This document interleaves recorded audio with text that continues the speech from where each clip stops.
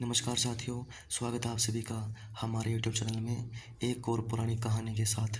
आज की कहानी का मुख्य शीर्षक है कि माता सीता भस्म कर सकती थी रावण को एक तिनके से, लेकिन ऐसा क्यों नहीं किया। आइए जानते हैं। माता सीता को साक्षात लक्ष्मी माना जाता है। वे श्री राम जी की ही तरह शक्तिशाली हैं। वे चाहती तो रावण को उस वक्त भस्म कर देती जब वह हरण करने आया था। वे चाहती तो अशोक वाटिका में पहुंचकर भी रावण को भस्म कर देती हैं या उसका किसी भी वक्त वध कर देती। लेकिन माता सीता ने ऐसा क्यों नहीं किया, जबकि वो खुद ही आत्मरक्षा में सक्षम थी।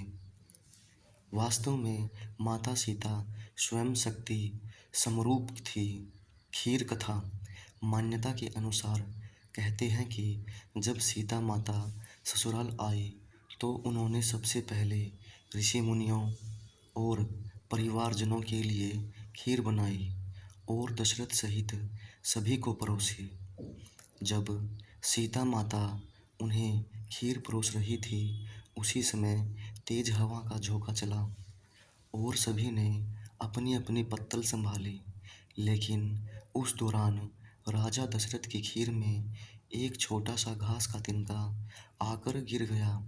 माता सीता ने उस तिनके को देख लिया था, परंतु खीर से वो तिनका सभी के सामने कैसे निकाले, ये बड़ी दुविधा थी।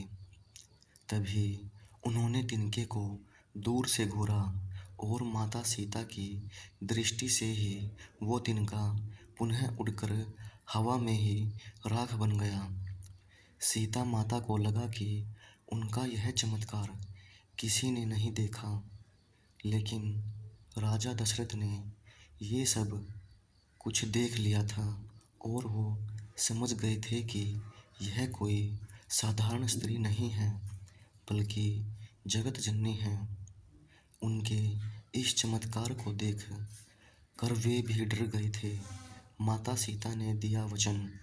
खीर खाने के बाद राजा दशरथ अपने कक्ष में चले गए थे और बाद में उन्होंने सीता माता जी को अपने कक्ष में बुलवाया।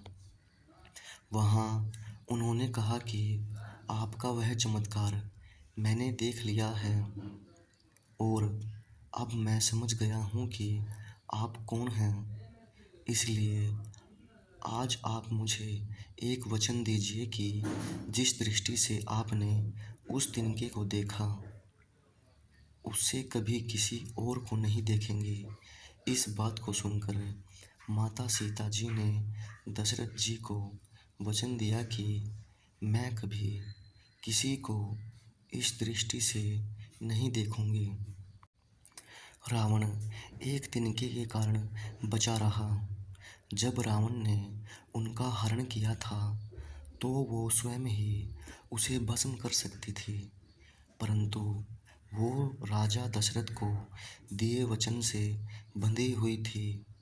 इसलिए जब रावण उनके करीब आने का प्रयास करता था या उन्हें धमकाता था, तो वो उसे कुछ नहीं करती थी, बस हाथ में तिनका उठाकर घूरने लगती थी और उसके प्रति अपने क्रोध को नियंत्रित करती थी। धन्यवाद। यह पुरानी कथा आपको अच्छी लगे तो चैनल को लाइक सब्सक्राइब ज़रूर कीजिएगा और दोस्तों के साथ शेयर ज़रूर कीजिएगा। तब तक के लिए नमस्कार।